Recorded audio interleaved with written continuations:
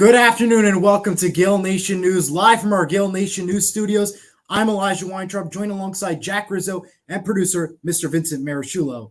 Today's coverage recaps everything that went on this school year from activities, sports, and alumni news. We begin with a recap of the latest alumni news and donations by turning it over to Eli for his pre-recorded video with Coach Sheridan. Coach Sheridan, could you give us a little bit of update about the spring events and activities for the alumni? Absolutely, Elijah. I'd love to. As you can tell by my sunburned face, we were at the Gael Open yesterday. We had 88-degree weather. It was sunny, a beautiful day. And we had close to 90 golfers this year. I think it was 87 or 88, but those numbers are really good for us.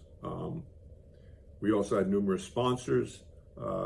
We probably raised close to $10,000 for the scholarship program of St. Mary's.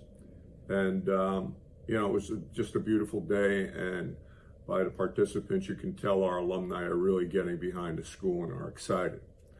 Earlier in the month, we had our spring scholarship gala in which we honored 4 distinguished alums. And it was another fantastic hit. We had 175 plus attend at the fiesta. And again, those numbers indicate our alumni are really getting back involved. So those are the 2 main activities of the spring. I will mention to you, though, another exciting news is we have an alum step forward this year and make a commitment of $25,000 donation. And that person wishes to remain anonymous, but she has also issued a challenge out to other alums to give and to match her. And, so that challenge is hopefully going to motivate some more of our alumni to give.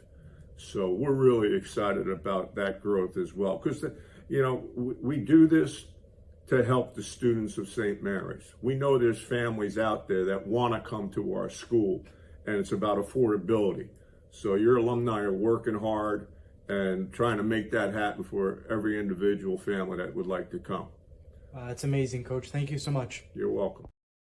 Thanks, Coach Sheridan. Before this new school year began, Immaculate Conception High School, an all girls school in Lodi, New Jersey, closed its doors for one final time, leaving many IC students without a school home. St. Mary High School is happy to welcome more than 20 IC students to the school, including our new admissions director and softball head coach, Miss Sarah Peening. In an interview for the Q3 newspaper, former IC, now SM students Gabriella Weiss, Reagan Garcia, and Sophia McGonigal shared their experience about the move and all said, and I quote, "I have made so many new friends and have enjoyed my time here despite the difficult change in the fall.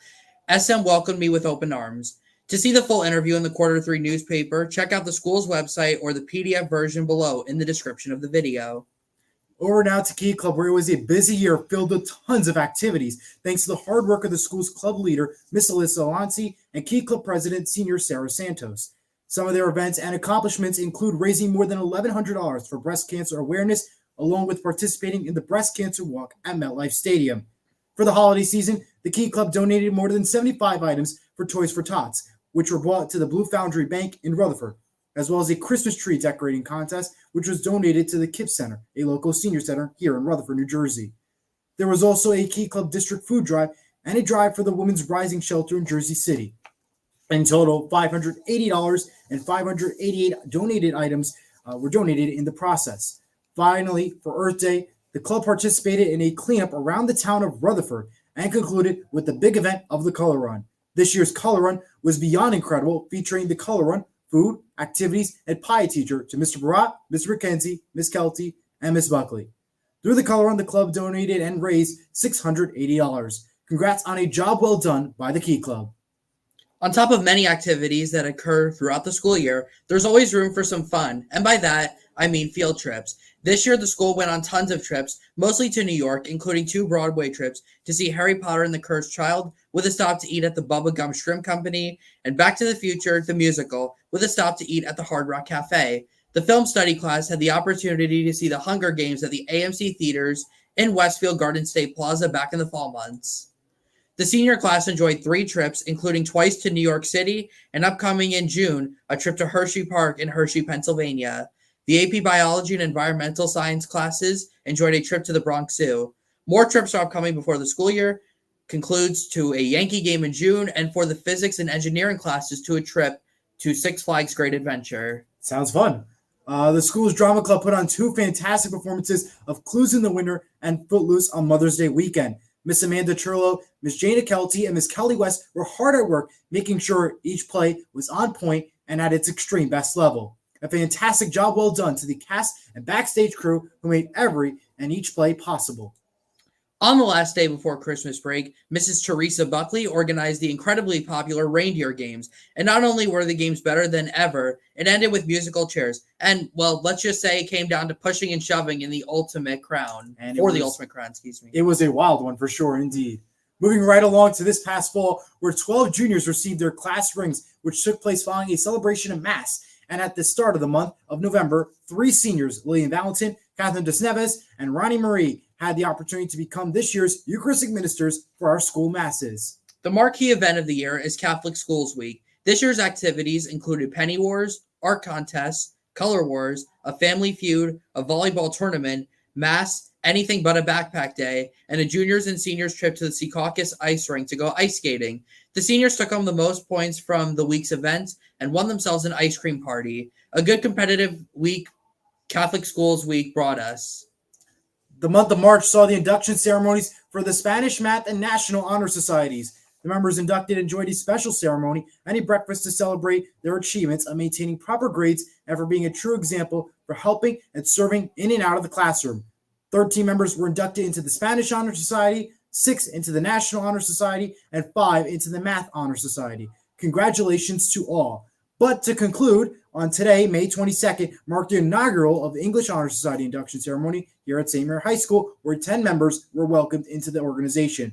The photo is not included in today's slideshow presentation, but congratulations to those who were the first to be inducted in today's event.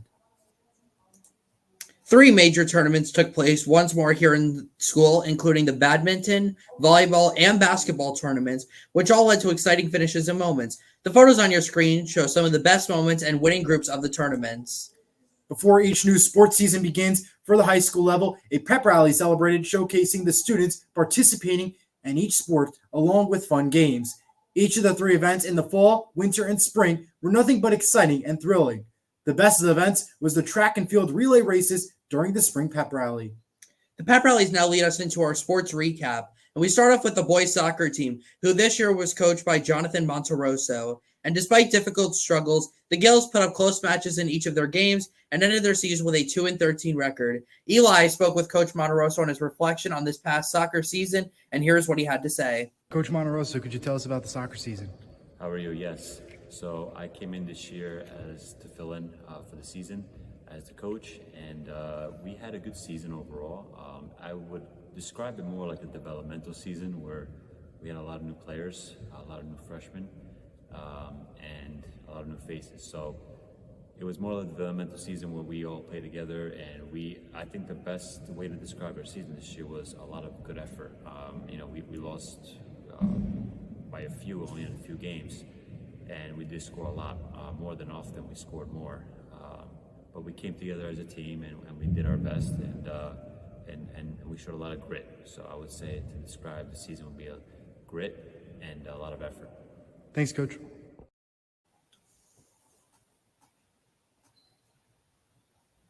You're good. That's you, Eli. Over to football, where it was a wild season nonetheless, as head coach Paul Johnsen and crew delivered one heck of a season, leading to a record of a 6-5 start. New star quarterback Bradley Higgins had a start no one saw coming with 14 passing touchdowns, more than 1,730 yards, and 93 completions. Here's what Coach Johnsen had to say about the previous season and the future of the football program. Coach Johnsen, could you reflect on the football season? Yes, Eli, thank you very much for having me in to talk about the football season. This year we had a great season. It was really building this team to where we're going to in the future, which is this upcoming season, which is going to be a great one. Last year we got off to a little bit of a rough start. We didn't have a big senior class, but those seniors did a great job of leading us through the summer and through our practices to help build the team and the goals that we're setting and the standard that we're setting. So we're very appreciative of our senior class that is on its way out, but we're very, very excited about the future and everyone else coming back moving forward. Not only did we finish winning 4 of the last 5 games last year, went over to DePaul, showed that we could go and compete. We have the athletes to go compete with them. We just need a great offseason to keep building our guys. Plus, we got a couple of transfer additions. We got 2 transfers from Paramus Catholic, another one from Garfield High School that are going to make an immediate impact, we believe, this year on the field. So right now, our goals are just keep getting better every single day in this offseason, working towards the summer. And then hopefully next year, we're going to go win the NJIC championship for the first time in a long time. So those are the plans for next year, Eli and Jack. Hopefully you guys are going to be there along the way, announcing all of our games and bringing some more excitement to the games. Absolutely. Thanks a lot, Coach. Now to track and field, where the meets this year became a lot more thrilling, as most students who participated in the meets put up incredible numbers along with new accomplishments. Among the top players this season who competed in counties were junior Shaquem Sims and sophomore Jonathan Huertas in the 100-meter dash and BJ Cunningham in the triple jump. Now to the newest dad and coach, Michael Decio. Once again had a thrilling year, who delivered the girls volleyball team to a 25-4 record and led the boys golf team to close matches. While coaching golf in the springtime, he also had time to help head coach Teresa Buckley and the boys volleyball team. The boys volleyball team worked extremely hard and put up tough fights all season. Here's what Coach Decio had to say about the past seasons and the future of the programs. Obviously with the first in the fall, had a tremendous year overall, state finalist, a little bit short of state champions. But honestly, to begin with, the whole season was amazing from start to finish, the way that we competed day in, day out. And I'm not even talking about competition on the court in itself, but it starts in the practice room. And every day we were competing. Those workouts start in July. So from going from July to November, the end goal, we didn't get our end goal, but at the end of a season like that, there's only one team that gets to end on a winning note. It's still a little bitter, still a little sour in our mouth, and it's just going to provide motivation for next year. We know what it takes to get there. We've been there last year. We were there just short by 2 points the season prior. So we're looking up and looking for good things next year. We're losing 2-3 starters overall, so it's not really much of a rebuilding year. It's continuity, really filling a few pieces, plug and play there. And once again, the standards and the bar, the expectations there. So with girls volleyball, everything is on the rise. As far as boys volleyball, it takes time to build. The boys volleyball program is still new. It's only in its 3rd season or 3rd inaugural season overall. The seniors this year were the boys that started it. So to see them start something and also not essentially finish it, but lead the way by example in the way that they conduct themselves and carry themselves speaks volumes. A lot of people view success as wins, losses, and especially in our society today, we get so enamored with it or infatuated with it that if you don't win or the wins don't accumulate to more than the losses, the season on a whole was a failure, and that's not always the case. And their season, record-wise, may not indicate it, but overall, they had success. And day in, day out, once again, it's a chance to get better. And to be a program, or start a program with absolutely no experience, and to get to the level where they're at today, it speaks volumes about them. There's 2 boys on the team that play club volleyball with no exposure, and within 2 years, starting on a club team is hard. Those kids that are playing club ball, most of them have played their whole lives. You know what I mean? So didn't make the states for the boys. It's fine. But once again, the product of what they're putting out and how they're developing this program. A lot of people view legacy as whether or not you're hanging a banner. Legacy is what you pass on to that next generation. And they've opened a door for the next generation of boys in that sport. And the same could be true and said about the golf program. The golf, once again, is its 3rd inaugural season as well. They've started both programs at the same time. And this year we had 7 seniors. Last year we only had 4 kids overall, but all those kids, the 4 core that started the program, are now graduating, moving on. And once again, wins, losses, doesn't matter. But day in, day out, and golf is unlike any other sport where you really, honestly, I'm competing against the person you're playing against, but the person you're competing with first is yourself. You have to be in, day out, try to be better than you were prior. And that's one thing, especially amongst adolescents or high school kids, that a lot is forgotten, or they just get visioned at the end of the tunnel end goal. But the day in, day out process of what we're talking about is really the true judge of whether or not we've reached a certain level of success there. So with the golf program overall, absolutely. Now they're passing on a legacy for these kids coming in this door can now have a chance to do something that no other kids in these schools have had a chance to do prior, which is huge. Absolutely. Thanks a lot, Coach. You're welcome. Now on to the winter sports, starting with girls basketball. Coach Jana Kelty took this girls basketball team into rebuilding mode and delivered exactly that, ending their season at 9-16. Their season was filled with up and down moments and close down to the buzzer games. In a virtual response, Coach Kelty said, and I quote, "This season, I believe, was very successful. Our goal this year was to compete with every team, and we did exactly that. If teams wanted to beat us, they had to work for it. The girls worked so hard and came out with some really important, impressive wins. Every single player improved on the court this year, but most importantly this year, it was evident that they improved as a team and a collective unit. Our motto for this year was make a statement, and the girls did exactly that. They made it known they are a group that can play and a group in the coming years to have lots of success." Over to boys basketball, where it was a wild season, literally, as senior point guard Luke Gaccione became number 16 all 1,000-point scorer for the St. Mary Gills, ending his high school career with 1,288 points, fifth all-time. Coach Brian Gaccione took this team to new heights through thick and thin. The team ended their season with a 22-7 record. Here's what Luke Gaccione had to say about his accomplishments and time here at St. Mary High School. Can you tell us about your thoughts on getting 1,000 points here at SM? Here, getting 1,000 points, it was a very cool milestone, especially, to start the season. I got it in the first game of the season. I think that kind of kick-started, the success we had this year. And can you explain your time here at SM? What are your thoughts on it? So I've been at SM for 4 years, and it was a great opportunity, a great experience, both academic and athletically. And, I'm really glad that I chose this place and was able to call this place home for the past 4 years. Thanks, Luke. Over to wrestling, and although the team ended with a record of 7-14, there were a lot of individual accomplishments and milestones, including freshman Mario Del Vecchio setting new records for pin times, Anthony Moreno, who continued to lead success in every way for the team, and Laila Henson, who became the first Lady Gael wrestler in the school's program, on top of already being a member of the softball team. Here is Laila Henson on what it means to set forth the example here at St. Mary High School. Laila, could you tell us about what it means to be the first lady wrestler here at St. Mary High School? It means a lot to me. Being the first wrestler, definitely attracted more girls and attention, entirely to the school. I know I had, 2 Gales so far as per female wrestlers, which is great. And I know one of them is definitely coming next year.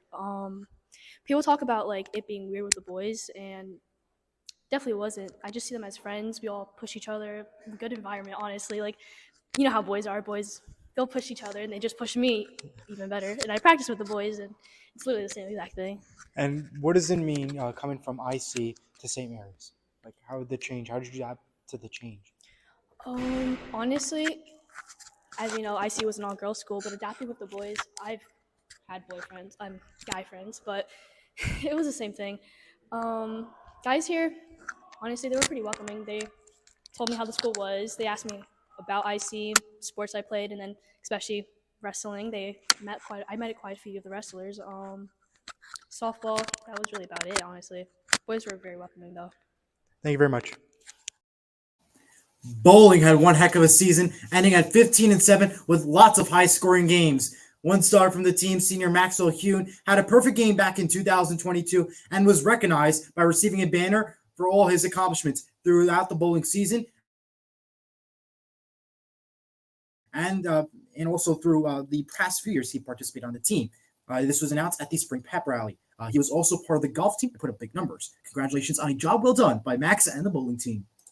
The baseball team lifted their 2023 non-public bisexual title, that includes us, Eli, banner during the spring pep rally, and is continuing to put up close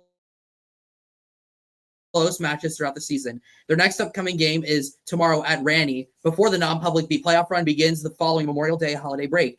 As always, you can watch every game with Eli and I on Surge Sports YouTube. A new softball era is here with former IC coach Sarah Peening becoming the newest Gael softball coach of the program. The team so far has put up lots of close games and has earned big wins. Their season is also still in progress with their next upcoming game tomorrow at Lodi for a 4 p.m. start and continuing next week with the non-public B playoff run. Last Thursday, May 16th, was the junior and senior prom. The event took place at Valley Regency in Clifton and featured a fun night of hanging out, enjoying food, and dancing the night away, and watching the Rangers advance in the Stanley Cup playoffs. Oh, that's unfortunate. I'm a Devil fan. Before we wrap up, here's Principal Frank Viteritti on his thoughts on this year and the future here in school. Hi, Mr. V. Could you tell us your thoughts on this year? So I think when we look back on this year, first academically, I think that we had a pretty successful year. We had a lot of students take AP courses. Our electives were pretty popular. We're bringing a new class for next year because of the request of students for astronomy. So I want to tell you that we had a great year academically. When it comes to our sports, I think every sport made it to the playoffs, which is pretty exciting. So we're looking forward to softball and baseball doing the same as we get through the spring season. Not to mention we had 2 successful plays, Clue and Footloose, and we're all excited about the yearbook that's about to come out. Absolutely. And what are your plans and goals for next year? So next year, we're going to continue to improve on, trying to get the enrollment up even higher. We're at 231 right now. So our goal is to get to about 250. So we're hoping that will happen. And with that comes the ability then to expand our academics, because we're able to offer different type of courses or more advanced courses because the student population is bigger. And finally, what's your message to the class of 2024? So to the class of 2024, as it's winding down for them, they will be missed by me. I had a great time with them over the last 3 years. I know they were successful academically. They got into the colleges that they want, but they will be missed roaming the halls of St. Mary. Thank you, Mr. V. Thank you, Mr. V. As we close out, we are reminded that still upcoming in school before the year ends is the awards night on May 29th by invite only, the Yankee game and physics, Six Flags Great Adventure field trips, and the graduation. Also, special shout out and congratulations to the senior class of 2024.